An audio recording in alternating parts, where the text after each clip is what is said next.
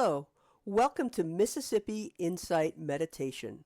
For more information about our organization or to leave a much needed donation, please visit our website at msinsightmeditation.org. Thank you for joining me today. Today I'd like to start the talk off with a story. It's one of my absolute favorite stories, and it was told years and years ago by Gil Fronsdal. Gil was telling the story of when he was a young Rohan traveling through Southeast Asia, and he landed in a monastery.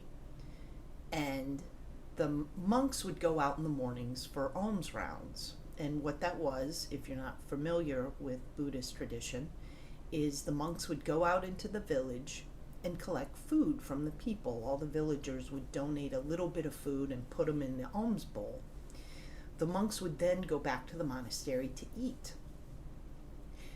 And there's more to it, but that's the basics. So at this particular monastery, there were two rules that must be followed. And the first rule had to do with not judging what food you got. You know, you couldn't pick and choose what you wanted to eat. So the first rule was that all the monks had to stir everything they collected that morning together. They had to stir it all together in their bowl to eat it. The second rule of the monastery: never ever look in another monk's bowl. So I find that story relevant as we are in April 2020, in the middle of a pandemic. And when I look around, I see a lot of us looking in the other monk's bowl. A lot of us are passing judgment on our fellow people. And I've seen news briefs, social media. There was a group of people that went to church. There are people going to big box home improvement stores. And others are being harsh and critical of their decisions. And I would like to point out that we don't really know why other people do what they do. Perhaps the person going to the big box store is trying to keep their sobriety chip, and working on a project is going to help them do that. Perhaps the person attending this church service is alone and scared, and this is the only comfort that they can find. These are suppositions. I can give you a real life story. A very, very good friend of mine called me yesterday and asked me to come over and help him put on a screen door on his back door. And if it had been anybody else, I would have most definitely said no, because I am protecting myself and others by social distancing and by staying put. I'm not leaving my house. But this particular friend called me, and he is a very, very good friend of mine, and he was diagnosed with brain cancer last year. He had cancer not only in his brain, but throughout his body. So my friend is, although he's fighting valiantly, and so far winning, he really feels the pressure of that something could happen to him at any moment. And he has been working very, very hard to get his house in order, just in case something happens, so that his wife and his two small daughters won't have to deal with all these little odds and ends and repairs that need to be done. He wants to provide them with a...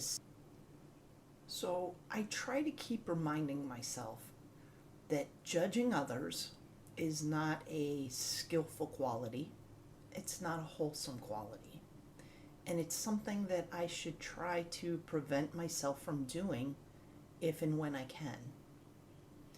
We recently at Mississippi Insight Meditation were studying the paramis. And one of the paramis is generosity. And what we talked about and learned about was that generosity can take many forms. It's not always about money. We could be generous with our time. We could be generous with our energy, with our presence when someone is talking.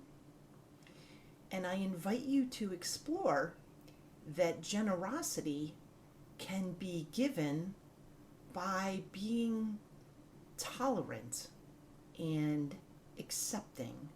You can be generous by being uncritical and forgiving and undiscriminating. These are also forms of generosity.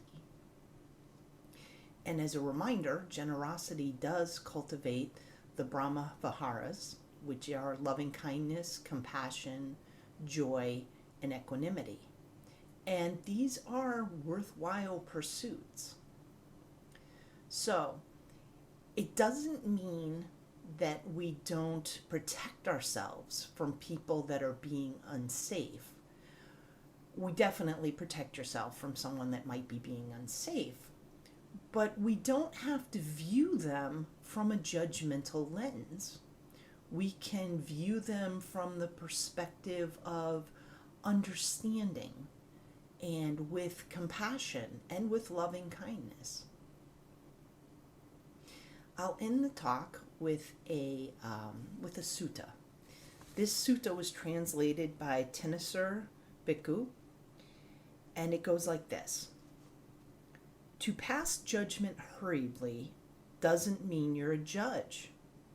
The wise one, weighing both the right judgment and wrong, judges others impartially, unhurriedly, in line with the Dhamma, guarding the Dhamma, guarded by the Dhamma, intelligent. He is called a judge. So, to be wise, if judgment is passed, there's no rush to pass judgment. Understand all of the facts, and then keep that judgment in line with the teachings. Be safe.